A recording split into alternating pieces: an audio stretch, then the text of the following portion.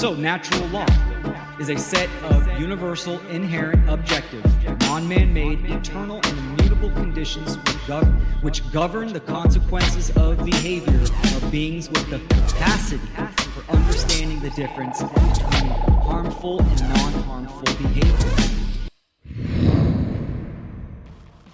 Funnel 5, a free 2-day online conference. Ignite hearts and minds. The event that will spark truth, love, and freedom. February 21st and 22nd, 2026. For more information, visit freedomundernaturallaw.com.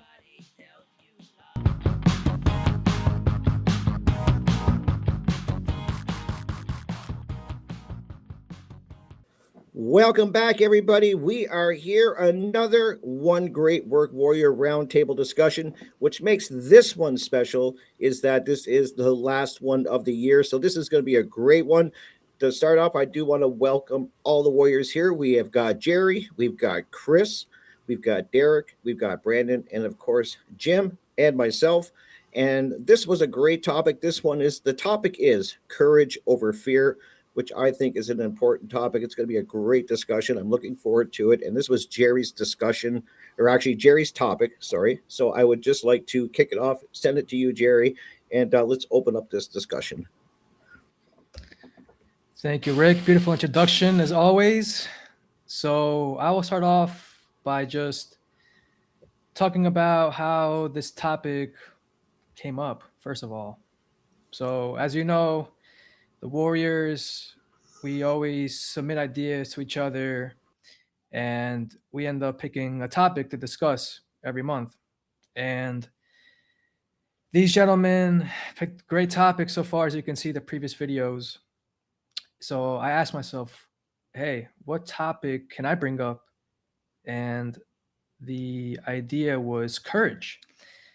And that's kind of picking it back from the perseverance topic, something simple, something that we can talk about. And it's also something I haven't seen many people talking about.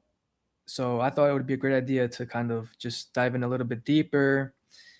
Of course, seeing Mark Pass's presentation on fear of sacrifice, and he talks about courage is required in order to basically overcome laziness and cowardice and all this. That made me bring this topic to the table. And at first, what I did was I submitted it in the chat. I said, here's my idea. And just that topic kept lingering in the back of my head, I suppose, after months. So I brought it up again. And now here we are. So this is the topic for December. And I think it's very powerful. So I could just start talking about the etymology of a few words such as moral, because what I think I'm going to talk about is moral courage versus physical courage and other forms of courage, because this is what's important, our behavior. So moral adjective, mid-14th century, associated with or characterized by right behavior. And courage from the century 1300, courage, heart as the seat of emotions, hence spirit, temperament, state, or frame of mind. And I got this definition from AI. So moral courage is the strength to act on your ethical principles and do what's right, even when facing potential risks like social disapproval, career threats, or personal loss, essentially bridging the gap between knowing what's right and actually doing it. It's about standing up for values like justice, integrity, and fairness, demonstrating perseverance and commitment to ethical action despite fear or resistance. And it's considered a pinnacle of ethical behavior in individuals and leaders. Another thing I think it's important to bring up here is the etymology of fear, because the title of this topic is Courage Over Fear. So from Middle English fere, from Old English fire, calamity, sudden danger, peril, sudden attack, from Proto Germanic faraz, danger. So I think a lot of us are inundated with fear, and we need to exercise our courage, our internal courage, in order to rise above that fear and move forward and not keep us stuck or moving backwards. So, with that being said, I'll pass it to Brandon. Good, because I was going to talk about moral courage as well, and I wanted to build on what you just said. Because when we think about courage, or when I think about courage, I always have the image of the Tiananmen Square massacre, of the individual who stood in front of a tank. And sadly and unfortunately, I'm sure the individual lost his life, but that required bravery, that required cojones, hell, that required heart, so when we are talking about courage, we're talking about the quality, the state of mind that enables one to face fear, danger, or discomfort, but a lot of people associate courage with what one should be doing. But unfortunately, we don't associate courage with what one should not be doing. And as Jerry pointed out, when we are talking about moral courage, is choosing the right over the wrong, even if there are consequences. Just because everyone is doing the wrong thing doesn't mean you have to conform to that. Doing the right moral thing and what one should not do. Because having that true courage, having that true moral courage is the development of the inner hero. Being able to use discernment, being able to judge and weigh behaviors and to associate those with right and wrong, then therefore you can make the right choice in your own journey. So standing up and saying no, how many people are willing to do that? Especially in a world and a society that has conformed with evil, that has conformed to slavery, that has conformed to following orders. So how many people are willing to stand up and say, no, I am not going to do that? How many people are willing to say, I am not going to be a part of the slave system? I am not going to follow orders. I am not going to sit and do nothing while slavery is running rampant and the loss of rights and freedom are being trampled on. How many people are willing to stand up and say that? How many people are willing to align themselves with true moral courage and then face that discomfort and face that danger and face that fear and face whatever evils may come their way? How many people are willing to do that? Unfortunately, sadly, not enough.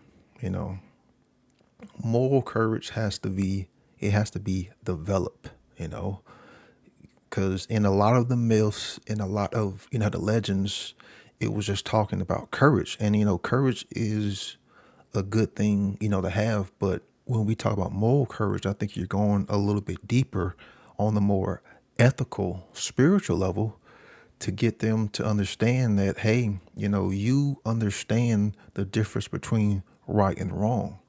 But that's just having the knowledge.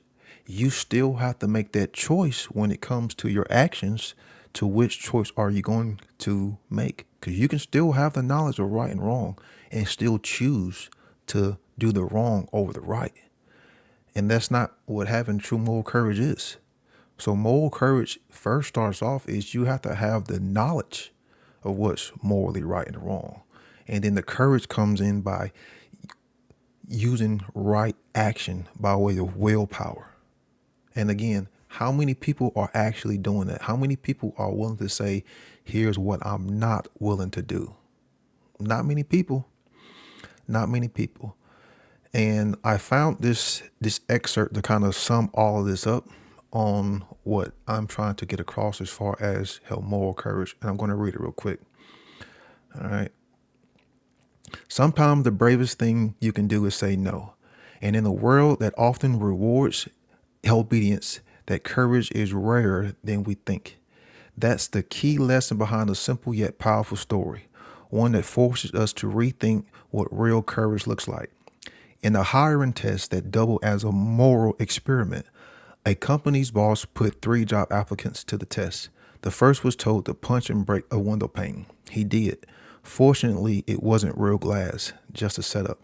Next, the second applicant was told to dump a bucket of dirty water onto a janitor resting in a nearby room. Without hesitation, he carried out the task, only to discover he had been splashed water onto a wax figure, not a real person. Both candidates had followed orders, never stopping to question the ethics or the morality in the orders that was given. Then came the third candidate. He was asked to punch a man in the main hall twice, but the applicant paused and said, "I'm sorry." He said, "I have no reason to hit him, and even if I did, violence is not the answer. I may lose this opportunity, but I won't execute such a command." He got the job. Why? Because he demonstrated true courage. The moral con that doesn't bend under pressure, and the intellectual con that thinks before it acts. The boss explained the strength doesn't lie in how blindly you obey, but in your ability to stand up and say no when something is wrong. That right there is sadly what humanity is lacking, because they're not willing to stand up and adhere to true conscience, because that's really what we are talking about, is conscience, because that's what moral courage is having the conscience to say, I am not going to do this. So I'll pass it on to Chris. Thanks, Brandon. Well, that's kind of lucky I get to go before Derek because I get to jump on the Tolkien. I know you're going to bring up J.R. Tolkien, but he's got this quote: "It is not the strength of the body that counts, but the strength of the spirit." You know, he showed that pretty good with the whole Frodo character, right? You know, the smallest, not toughest guy winds up taking on the most powerful thing. I got to thinking about how physical versus non-physical world is a big part of what I see as the crux of the issue. As far as I'm concerned, we are in a spiritual war. And, you know, in a past episode, we talked about what does it mean to be a warrior. And then we also talked about what is it like to live seeking the hopium, right? The drug of being pacified. And that's exactly what modern day evil is. It's passivity and distraction and living on, you know, working towards comfort as a goal.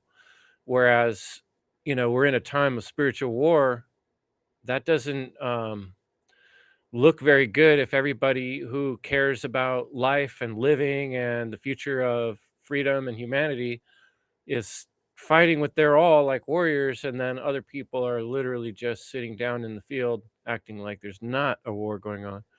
And that's largely based on the fact that we live in such a materialistic world. Everything from belief systems, school systems, political systems are all trying to distract and lead people towards being very physical world minded. And, you know, which in there lies relativism and objectivism. You know, if you stand on objective morality and natural law, then you are standing on things that aren't visibly and physically firm, but there are the firmest and strongest things in the universe is principles, and they're not things that you can necessarily grasp with your hand, right? They're non-physical things that we have to understand. So I guess my point is that the biggest lie out there is just it's just the way things are. There's nothing I can do about it. And that unchallenged lie continues to keep us enslaved, and it keeps us from standing for something higher, for standing something bigger than ourselves, spirit over body or truth over illusion. It keeps us in this material based, comfort seeking, desire seeking wheel of what's actually torture. So I just want to say that, you could get your body as strong as you want, but that's not going to make your mind strong. However, if you get your mind strong, that might also help you get a strong body. So why don't we start there? Courage is often working towards something you can't see. And it's also something that you have no guarantee of that will ever be. And so courage is a long-term striving and willpower towards something you don't necessarily can prove and something you can't necessarily see. So that's hard for today's world. And we got a lot to work on in that account.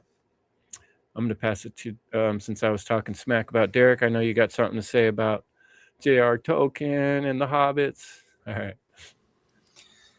Yeah, I love that, and I love seeing folks of the halfling stature to wherever they're at rise above whatever adversity they're faced up against, and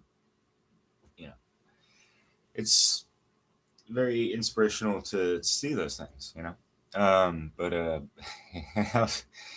had me laughing about something it's like thinking about like the Arnold Schwarzenegger type of stature, all bronze but no brain. And so like, how is that looking like in a fight or just a normal low stakes conversation where you just need like a little bit of courage, self-confidence and stuff. And you got these children, like, doing dumbass shit. People need to find the courage to dig deep within themselves and understand their parts and how they function and all this stuff, and really face their fucking fears in that shadow that they've been avoiding the majority of their life and all that stuff, right? Would anyone care to take a deep dive into their subconscious mind? Might need a oxygen tank or whatever. But yeah, people do have phobias, and some of them are legit. Like, I'm scared of the abyss below, 10 feet, and they're in the ocean. But people can work with these things, There's, self-initiations that they can do, just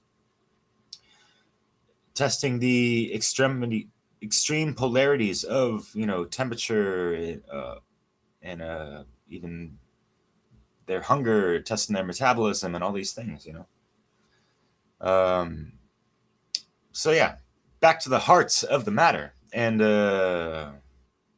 excuse my French, but je vous souhaite un très bon courage dans votre voyage dans la vie, les amis. Mais oui. What did I just say?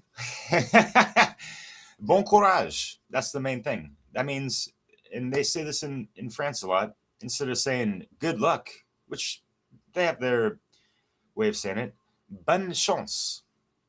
That's how you say good luck. But a better way to say is, like, hey, I'm going to work, wife, or whatever, like, oh, good luck.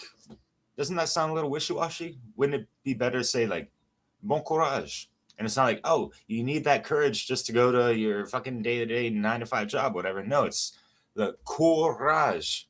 The coeur. It's the same phonetics as courage. Coeur is heart in French.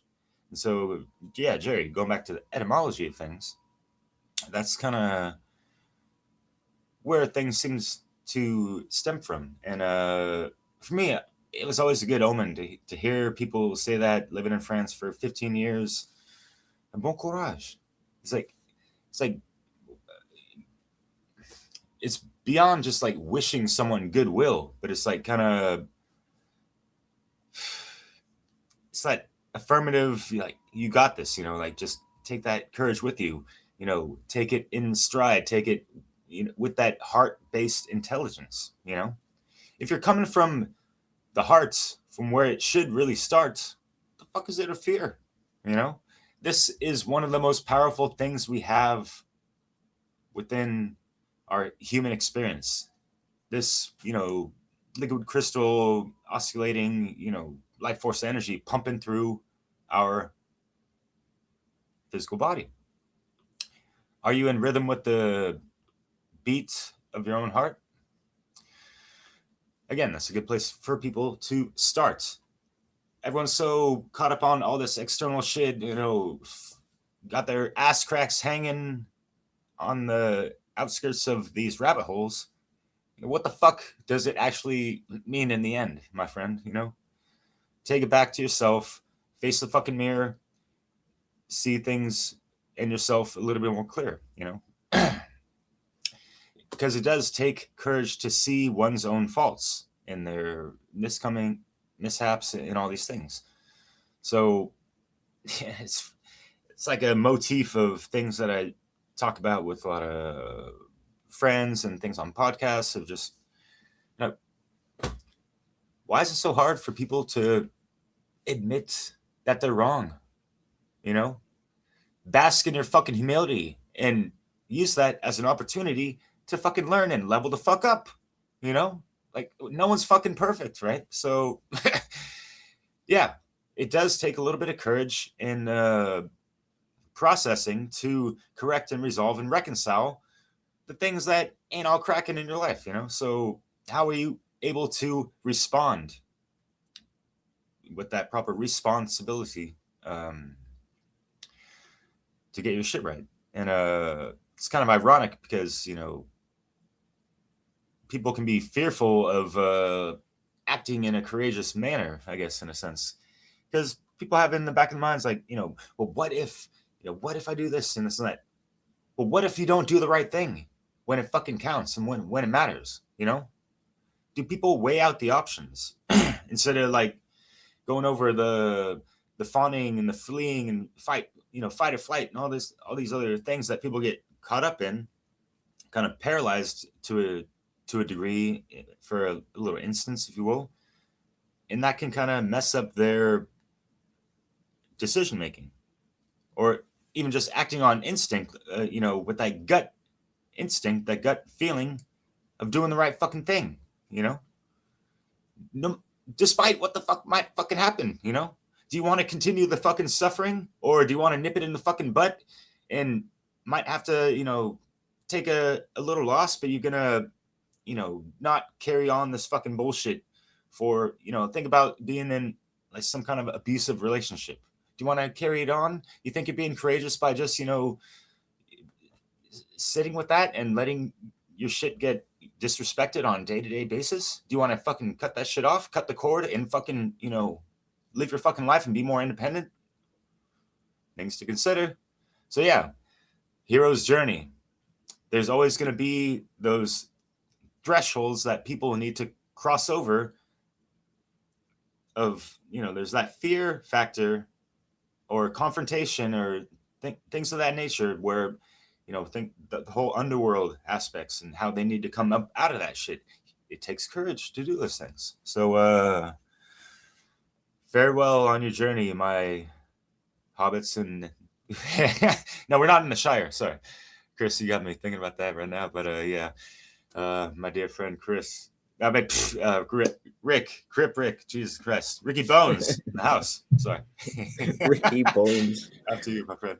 No, those are great points. God, yeah, I thought about this one a lot, and especially about fear. I really am. I'm interested in fear and figuring it out, and how people get so gripped with fear in many situations. Because fear, I do know fear will shackle you if you're. It really will, and has probably, I would argue, has shackled many people already. People are in this state of fear constantly, and I get it. I get why people are that way, because it's what's promoted in most social media or wherever. It's this fear that they keep constantly pumping out. And I keep telling people that don't worry, like they will always have another fear bullet in the chamber to keep people in that state. And I constantly say to myself and to other people that if you're in that state of fear and you live in that state, it's really hard to have any conscious thought, in my opinion. Like if you're just constantly in that fight or flight fear mode, I don't know how it's possible to actually sit down and really think deep and kind of, you know, kind of really just think about things. That fear is so crippling, and you see it all the time. I think about what the pandemic. That was my example of how quickly fear can take over not just a few people or a country, but the world. And that was my big wake up, really, how bad things were. I remember sitting back going, I cannot believe that they shut the world down like that. I would have thought of that even 10 years ago, 20 years ago. I would have said it can't be done. And it was done. And it was done well and scary. And some people didn't fall to fear. A lot of people did stand up. So I don't want to say everybody did. A lot of people were standing up against that fear. But boy, it took courage. And a lot of people that did stand up and face that fear back in those days are still feeling the repercussions for it. And I'm not just talking about jobs, I'm talking about family and friends. Talk to people. I've lost a few friends over that because of fear. So fear is something I'm very interested in because we all have it. It's all there, but how do you manage it? That's my question. Ask yourself, how do you manage that fear? How do you, especially when you have, what are you willing to lose to do the right thing? I think of this a lot too. Like, what are you willing to sacrifice for truth and for the right thing, to do the right thing? What are you willing to give up?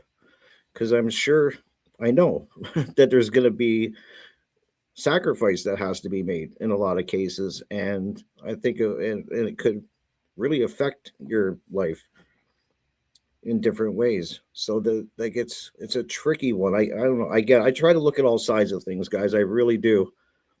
And as I said, I get why people are in the state of fear, but it really is. I love the hero's journey, like Derek was saying, and Chris brought up Tolkien and stuff. I always like that when the underdog finds their courage against all odds. I think all of us are drawn to that story, and there's a reason because there's power in that story to me. Like it's so inspirational. I like that.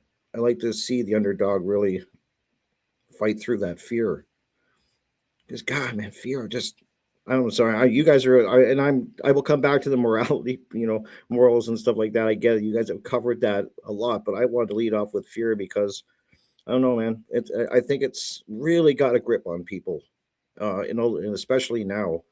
And I think about just how I try to look at people, and as I just said, what are they willing to give up comforts for the right thing? Are they willing to go against the grain and lose things for truth and for what's right? And some do. And what interests me too, see, I'm asking more questions. This is kind of what I do. This is my process. Like, what makes the people that do find that courage? And I'm so interested in that dynamic of have the fear, but you overcome that fear. And there's some people that can do it, and there's some people that can't. And that's the little gap that I want to explore, and I do explore. And it's very interesting to me because some people don't. Some people will cave, and I'm interested. Why do some people cave and why some don't? It has to do something with getting to know who you are and testing yourself. I think testing yourself maybe is a good way. Testing your metal, forged in fire kind of thing. I've said that before in other ones. But that's where my thoughts are. So I'm going to leave it at that because I'm asking so many questions and I'm going to just start doing this. So I'll pass it to Jim and come back to this. So take it away, Jim. All right, thanks, Rick. Yeah, so what those questions you're asking definitely, what we're trying to do just by making this video is to inspire people who don't have the courage to speak out because maybe they do understand, objective morality and that the consciousness of humanity is like everyone's going around lying to themselves, and that they want to bring that out to the world, but they're too scared, right? And fear is easy. Like I'm even when it's my turn to come on here, I get uh nervous just to speak, right? Like it's just it's really fear over courage is fear is definitely dominant, and we're trying to inspire people to build up that courage because right, like courage is taking action despite the fear, because the fear is always going to be there, right? You'll find that many of people that you look up to as heroes or celebrities or musicians, even like just people that you admire, they all suffer with fear and stage fright and that, like, and not to put like those kind of people on pedestals or anything, but it's just that they do it despite the fear, and the fear is not going away. Like the fear is always going to be there, and the courage of I love how it's the etymology is from the heart, right? The truth is in your heart, and if you can live from that, like the fear is in your brain, right? The amygdala, that it's a survival mechanism that's just part of our nature. It's not going away, but we project it on little things. Like the scariest thing in the world to people is just public speaking, right? So courage is a long-term thing that you have to build up, and the thing is, like, you guys have all kind of touched upon this, is what we're really um challenging you to do is to challenge the mainstream, right? And that's what you're really afraid of. Once you start challenging the mainstream throughout history, what happens when you do that? Like you get excommunicated, blackballed. Like back in the day, like you could get killed for speaking truth, and today it's like it's not. You can go and start your own YouTube channels saying like the Pope is a pedophile, and nothing's gonna happen to you. But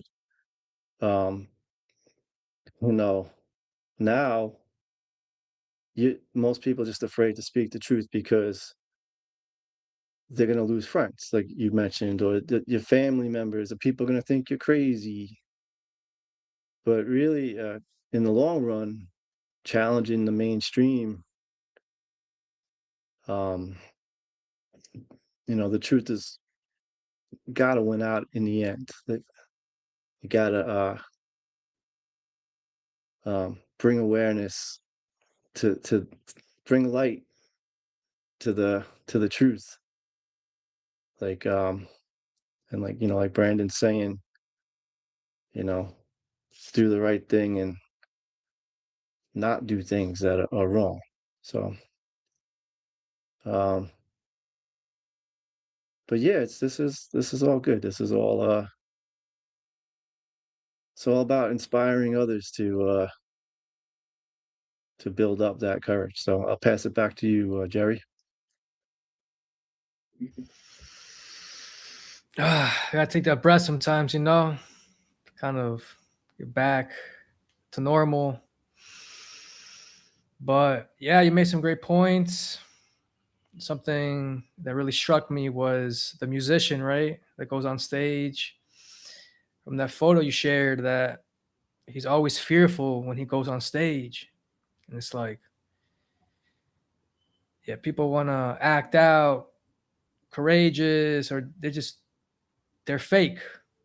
But courage, you can't fake courage, right? It's internal, and you have to be real with yourself. If you're not real with yourself, you can't be real to anyone else. That's the way it is. So fear, we all have it. I think we already mentioned that. It's just about overcoming it. And I know Chris Nelson has that series on love versus fear. I think you should check it out. so you can get inspired and start acting from the heart-based consciousness. And yeah, something else that I thought of was essentially once you, let's say, you latch on to this idea of moral courage, right? To stay the course, or I can use the example of,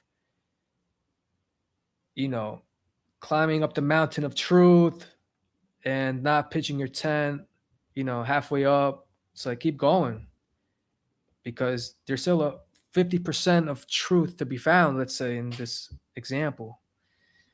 So you kind of have to trust yourself to keep going, even though rough conditions may arise or excuses, or someone offers you a bunch of money and say, oh yeah, get off the path.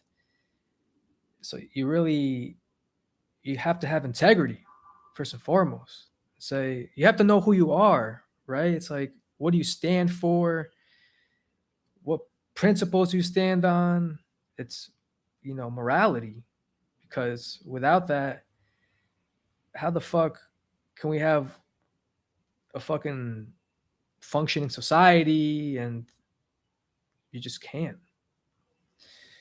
So yeah, I just wanted to also talk about what are you willing to give up, right? I like to talk about giving up your life because that's what it might take. As an example, Brandon mentioned with the guy standing up to the tanks.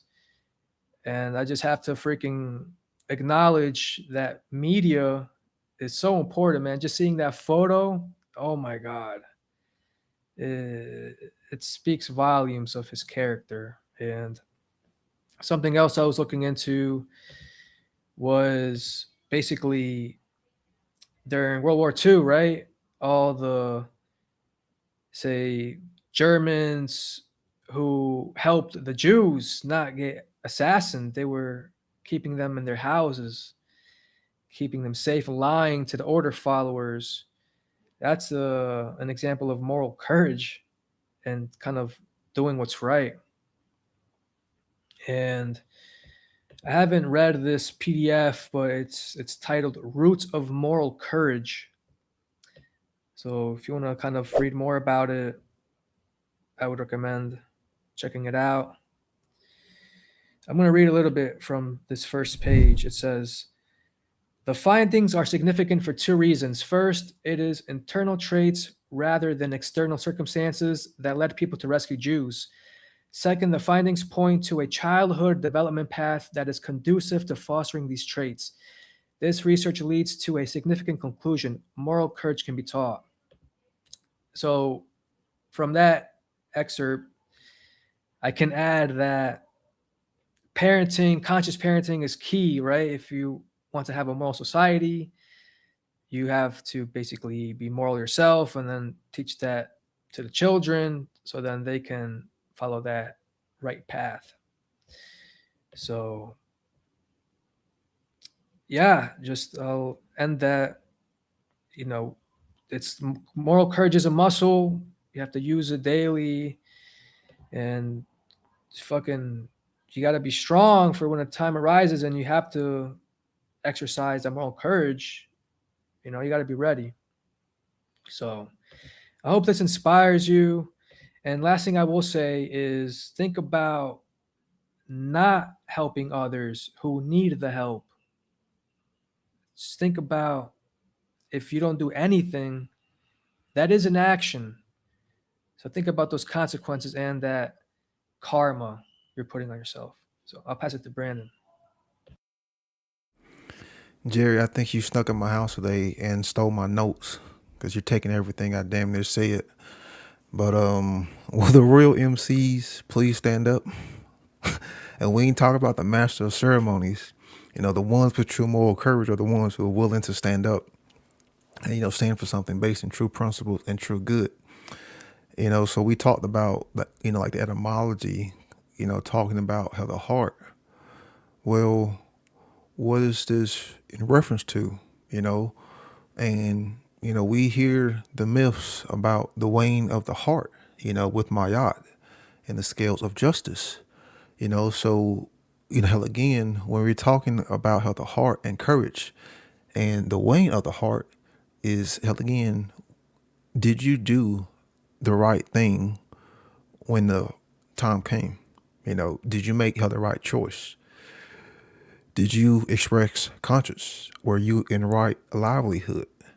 Hell, again, we're talking about how morality and behaviors that have an effect on not just yourself and not just other human beings, but on to nature itself and into her reality itself. So the weighing of the heart, you know, doing the right thing at all times, even when no one's watching. Are you willing to still do that? Because there's not going to be any accolades. People may not even remember what you did. You're not going to get any cheers. You're not going to get any claps. You're not going to get any hurrahs. You're not going to get, the job or, freaking money or the girl or, the guy, if you into that stuff. But it's still the right thing to do. The weighing of the heart was about doing the right thing even when no one was looking, when no one was watching. Because again, it was the right thing to do. And that's what we are trying to inspire when we are talking about courage, because again, the topic is courage over fear. But I think people can see all the fear that's in the world, but they don't see the courage because they lack the true inner knowledge to even see and understand what true courage is. Because sadly, most people think courage is going out and following orders. People think courage is signing your life away to go fight some useless banker war. People think courage is trying to round up, certain groups of people to send them, back to their home country. Like that's what people associate courage with in this upside down world. But there's never any mention of morality. There's never any mention of conscience. So when we're talking about the weighing of the heart, hell, again, standing up for true principles. What did you do in the time when evil was rampant? What did you do? And there's this bullshit saying that everyone has a price. The only ones who have a price are the ones who lack moral courage and conscience. Because the true warrior doesn't have a price. As a matter of fact, if you even bring that shit up to me, that is an assault on my integrity, and I'm going to react and call you on your bullshit. Don't bring that shit my fucking way. Don't bring that shit my fucking way, because you're going to see me fucking flip. Don't insult my integrity. Don't insult the principles, because this shit is fucking real. So, as Jerry mentioned, the so-called parenting. We live in a society where most people who are parents are trying to tell their kids what to do. Hey, you need to go to school. You need to go to college. You need to go to university. And of course, that's mind control in and of itself. That's a whole different, we can do another show, about that bullshit.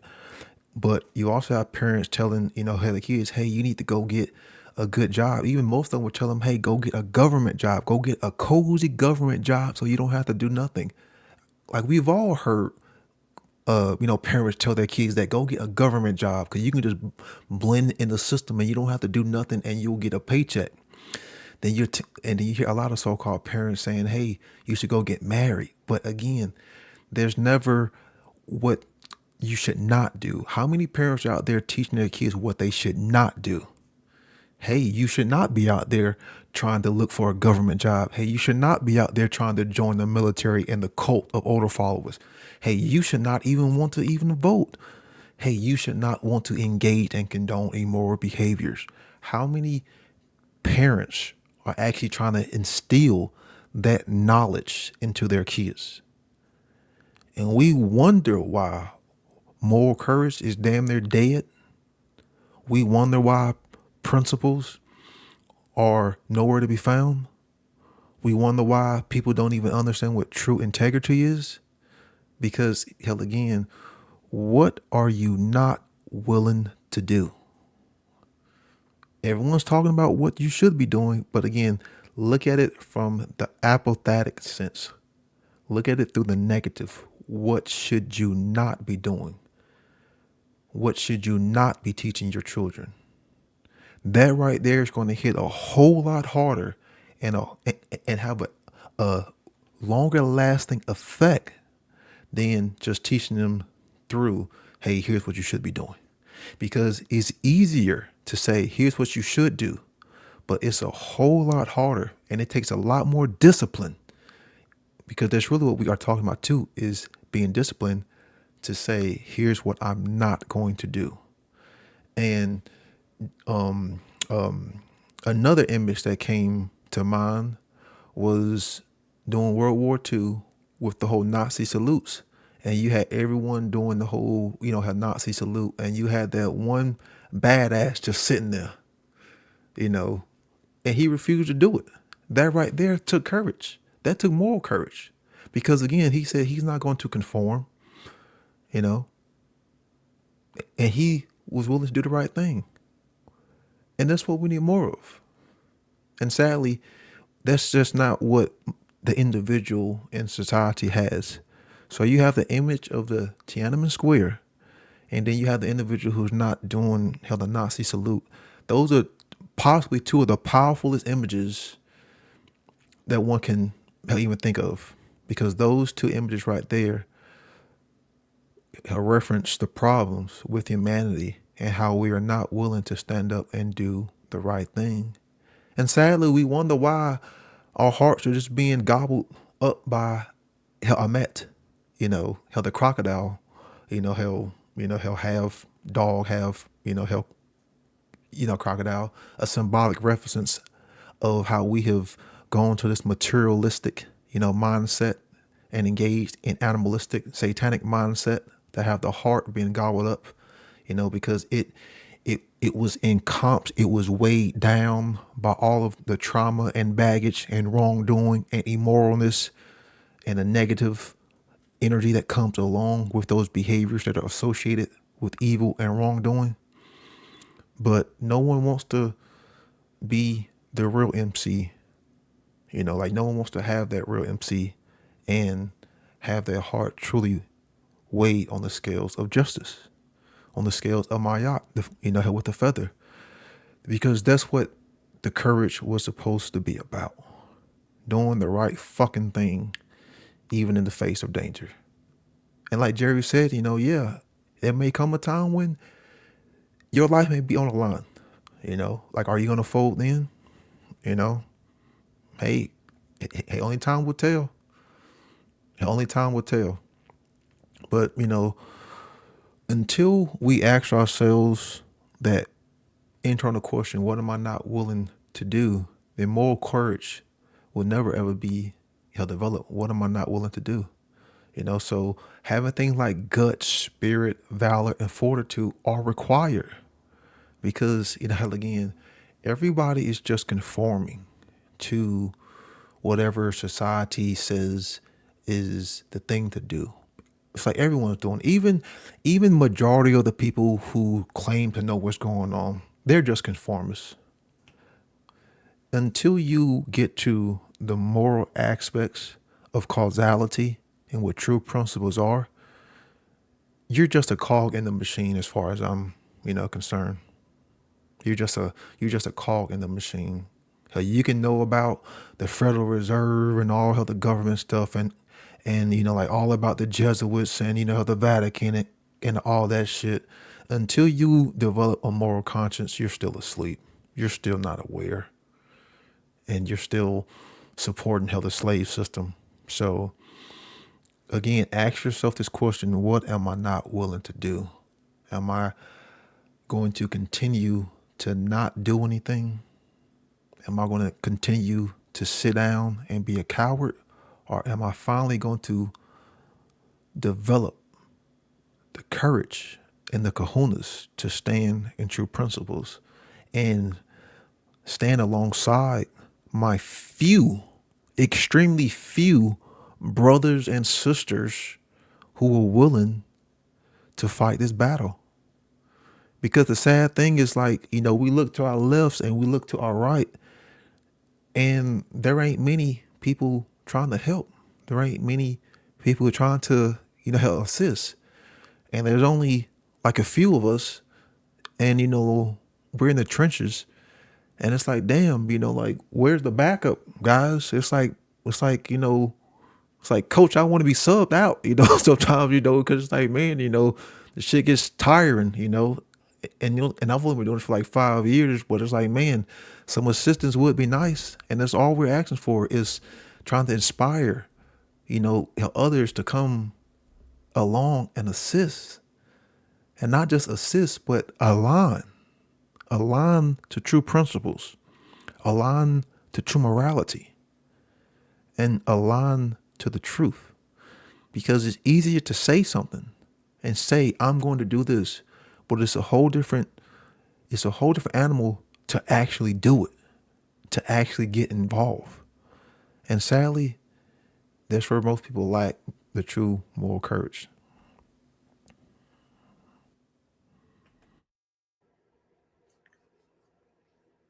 Yeah, that is the case, Brandon. And something you said combined with something Jerry was saying, you know, it is exercise, building courage. How do you build courage? You know, it takes little steps to get to the bigger steps.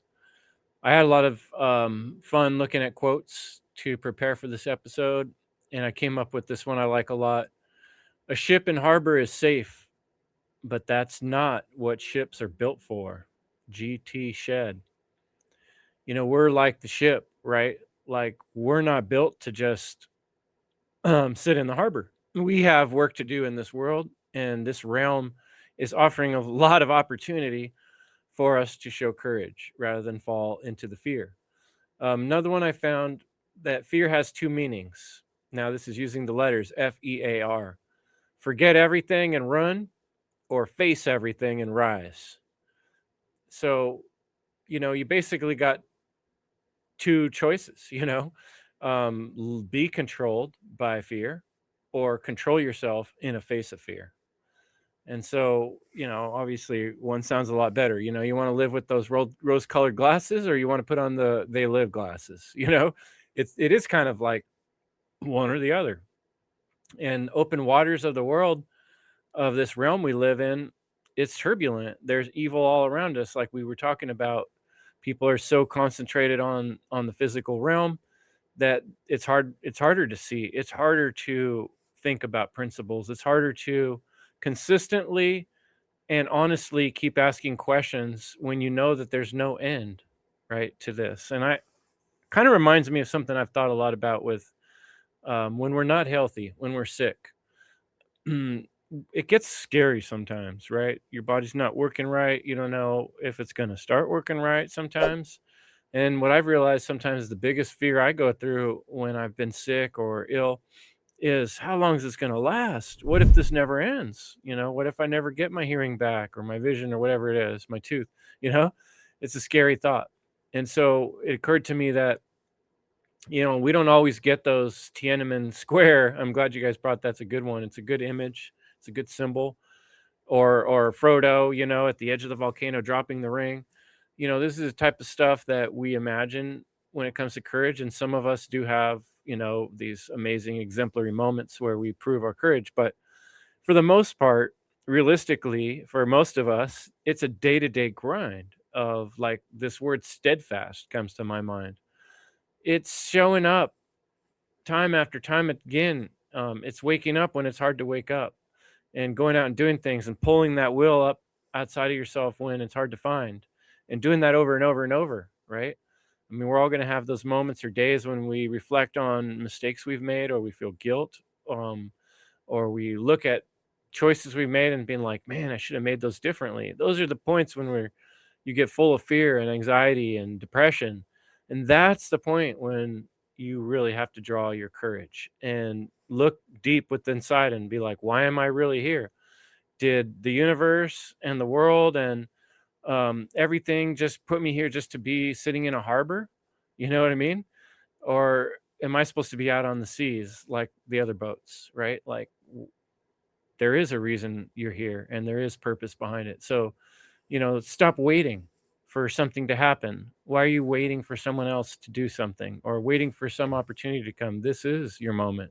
Every moment passing is another lost opportunity if you're not showing up with integrity, if you're not showing up with a refusal to submit to authority, and here for the long-term battle. And that's really ultimately what the warrior spirit is. It's not having fear. Fear is what carries the deer away from danger. Fear is what protects us from survival situations. Fear is a good thing, but the bad thing is letting fear control your actions. So what we need to do is stand in the face of fear and take courageous action. That doesn't mean you're not afraid. There's nothing wrong with being afraid, and it's natural to be that way. So, um, yeah, I think the encouragement towards you, the listener, and finding that part within yourself to draw up courage, even though it seems hard, even though it seems impossible, and do something, however small and however consistent, and keep doing it and keep exercising that muscle of courage. And the more you exercise it, it's not always going to get easier, but it will over time, and you'll be able to do more and more. So I'll leave it at that. Pass it on to Derek. Cheers, brother. Yeah, and got to piggyback on that because people can just step back, examine their lives. How have you responded to certain things? Interactions, confrontations, whatever, that had you on your wit's end. How did you respond? And how can you learn from those experiences to respond better? Even if you had a proper response in the past, we can still refine certain things, and you know what I mean? So, yeah, that's kind of what I was hinting at in regards to like initiating yourself, like testing yourself, put yourself on the brink of these things, or rather challenges in life. And it's more about you versus yourself and testing your limitations and getting comfortable outside of your fucking comfort zones. How many fucking people out there with the pop psychology and all this stuff and like the sheltered spirituality folks and all this shit, it's very blatantly obvious of some people that just lack fucking streetwise spirituality experiences and shit like that. And some of these motherfuckers are just like, they're in fear of having proper responsibility in the 3D fucking world. People talking about all this 5D shit and whatever the fuck and all this stuff. Or you got people bringing it back to the Lord of the Rings, talking all this wizardry, Gandalf stuff or kingly stuff and trying to be like Aragorn, when these people haven't even left the fucking Shire, So what the fuck? Take the fucking journey. This is the flip side of what the fuck the fool sees. You see the Mount Doom right there? I got this new tarot deck. It's fucking awesome. It's a gift for my lady. But anyways, gonna go into some of the notes I wrote. And yeah, a lot of people grew up in fucked up situations, generational trauma. Y'all been there? How many times have you seen this vicious cycle played out where the victim becomes the victimizer? A young child, boy or girl, two genders. Oh, trigger. Take the courage to fucking understand the fucking law of gender, motherfuckers. Natural law, bitches. So, there's been, let's say you've been molested or whatever the fuck, or, slapped around, you got beat with the belt. Are you going to fucking pass that on to your fucking kin? Whether it be your people in your, love life, friend circle, or your own fucking children. Is that how you express love? That ain't no motherfucking heart-based intelligence. That's not mother loving, is it? That's motherfucking. Fucking with the mother spirits. Stop it, people. as Mario West would say. Just stop, right? So we have these internal oppositions, right? The tug of war with the brain and the heart. I love this slide that Brandon Martin had on one of his great presentations. Could have been for the funnel, but possibly for the seed. Either way, y'all need to check those conferences out, nonetheless. But I'm just going to read real quick. A balance must be struck between the heart and the brain. This is what is known as heart-based consciousness. It is when we have harmonized or resonated our biology with our higher mind. Far too often, we are in eternal dualism when our heart and brain are having communication breakdown between the two. I'm sure you've experienced a few, right? So,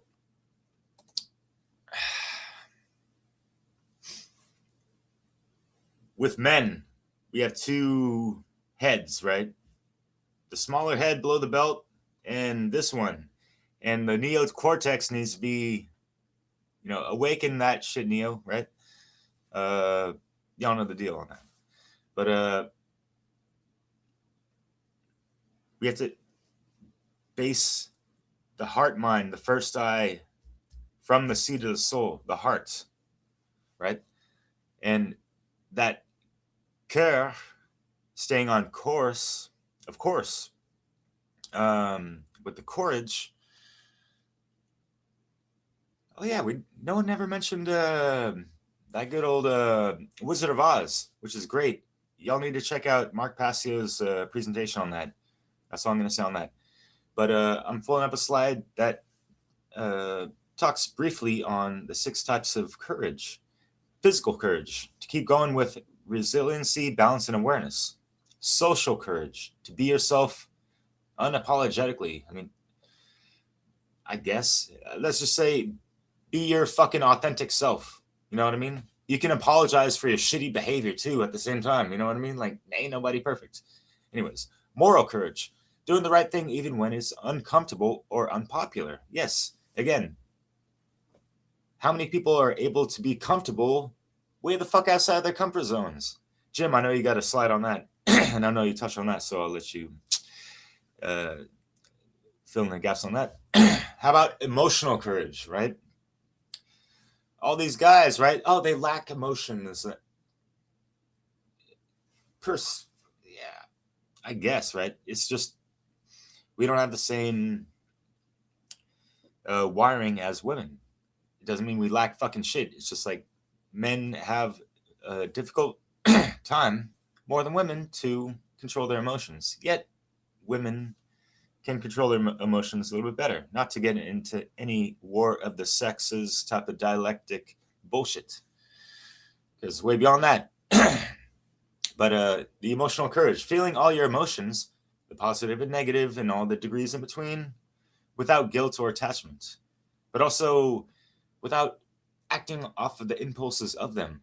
Digest them, process them, transmute them, transcend, and all that shit, my friend, right? So another one, intellectual courage, with the not the chalice, the phallus, moving from the chalice, the swords being, intellect of the masculine side of things, to learn, unlearn, and relearn with an open and flexible mind. How many people have the courage to, break out of the fucking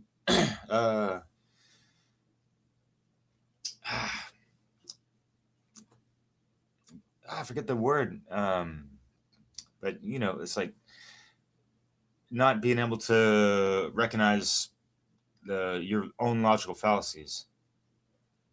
Oh my god, I can't think of the name. That's weird.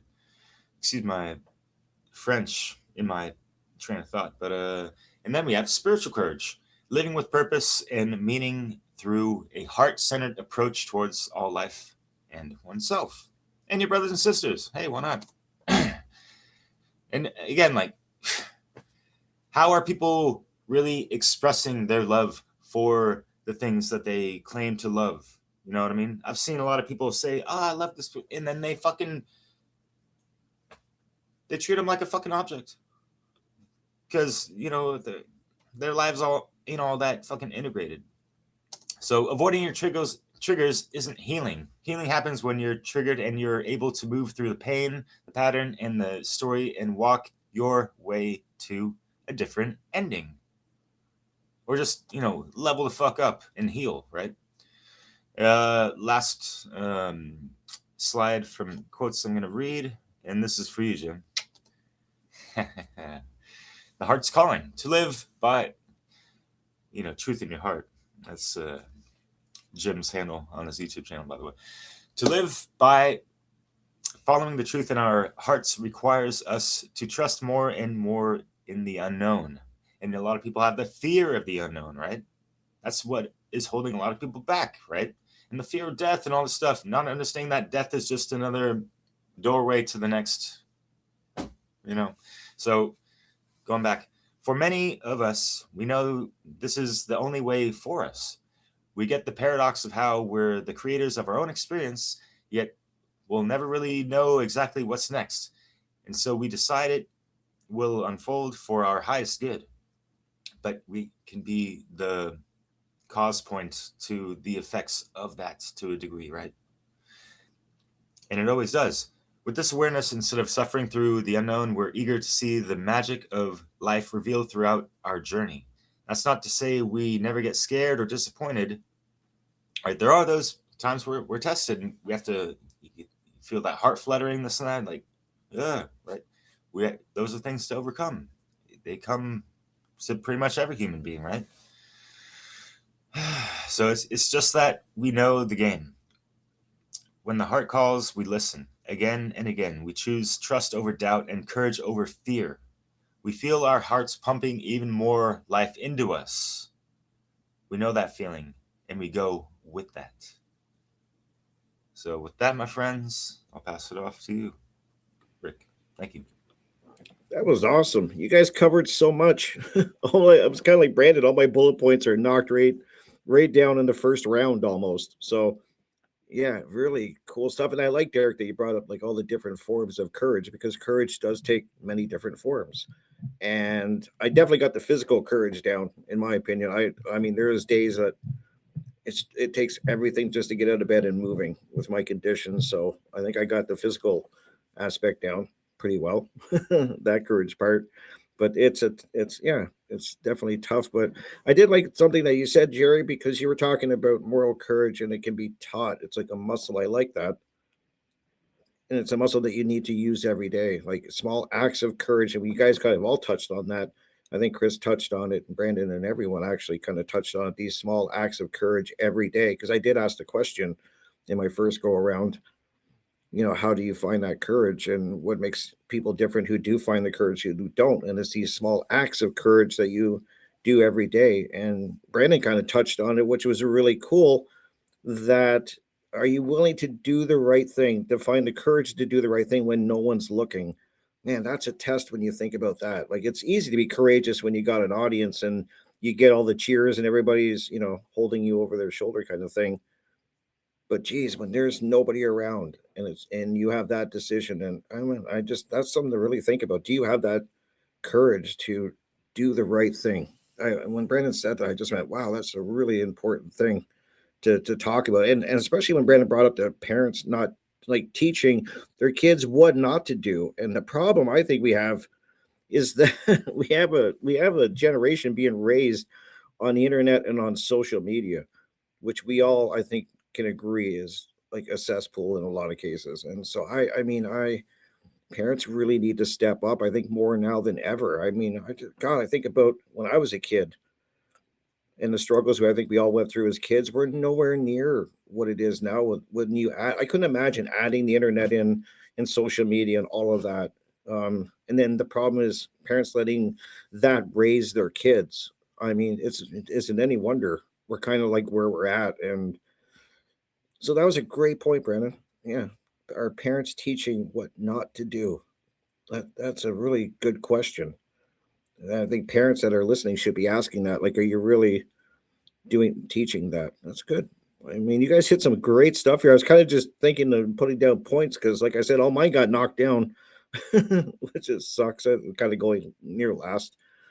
but a lot of great points. And Chris, you were saying, I mean, in the first go around, Chris, you were saying, you kind of touched on, can one person change anything? And I hear that a lot. You touched on that at the first go around, because you hear that a lot. I hear it a lot. I'm like, you hear, I'm one person.